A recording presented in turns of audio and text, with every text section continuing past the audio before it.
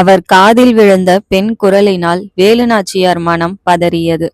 தாம் இப்போது இருக்கும் இடம் எது, இந்த பகுதியின் பெயர் என்ன என்பதை கூட அறிந்திராத வேலுநாச்சியார் குரல் வந்த திசையில் பார்த்தார்.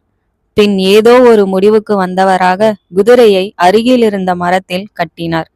குதிரை தப்பித்துவிடக் கூடாது என்பதில் வேலுநாச்சியாருக்கு அக்கறை.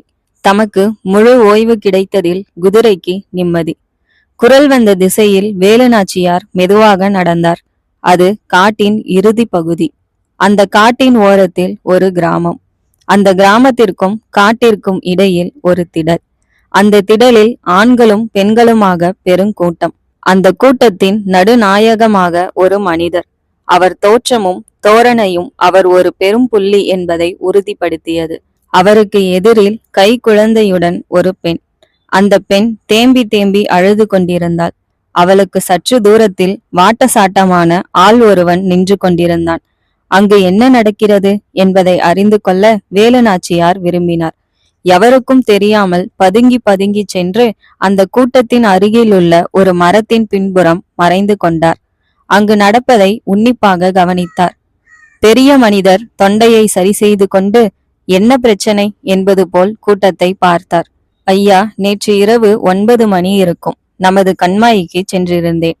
தாழ்த்தப்பட்ட சமூகத்தைச் சேர்ந்த இந்த பெண் நம்மை போன்ற உயர் ஜாதியினர் படித்துறையில் தண்ணீர் எடுத்து கொண்டிருந்தாள். அதை நான் கண்டித்த போது இவள் கண்டபடி என்னை திட்டினாள். இதற்குரிய தண்டனையை இவள் பெற வேண்டும் என்று அந்த தடியன் சொல்லி முடித்தான். பொய்யான குற்றச்சாட்டு தம் மீது ஏவப்பட்டதை கண்டு அந்த பெண் துடித்தாள். கூட்டம் அங்கு நடப்பதை அமைதியாக கவனித்துக் கொண்டிருந்தது. பெரியவர், முத்தையா சொன்னது உண்மையா என்பது போல் அந்த பெண்ணை பார்த்தார். அவள் தேம்பி தேம்பி அழுதாள். அவளுடைய பதிலுக்காக மொத்த கூட்டமும் காத்திருந்தது. வேலுநாச்சியாரின் விழிகளும் அங்கு நடப்பதை கவனித்துக் கொண்டிருந்தன. பெரியவர் குரலை உயர்த்தி, வாயை திறந்து என்ன நடந்தது என்று சொல். அழுவதால் உண்மை பொய்யாகி விடாது என்றார்.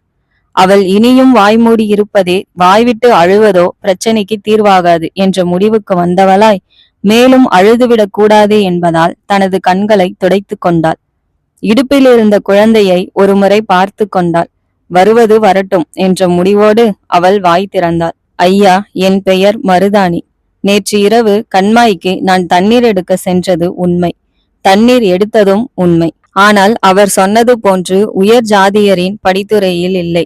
எங்கள் ஜாதிக்காரர்களுக்குரிய படித்துறையில்தான் நான் தண்ணீர் எடுத்து கொண்டிருந்தேன் என்று சொல்லி நிறுத்தினாள்.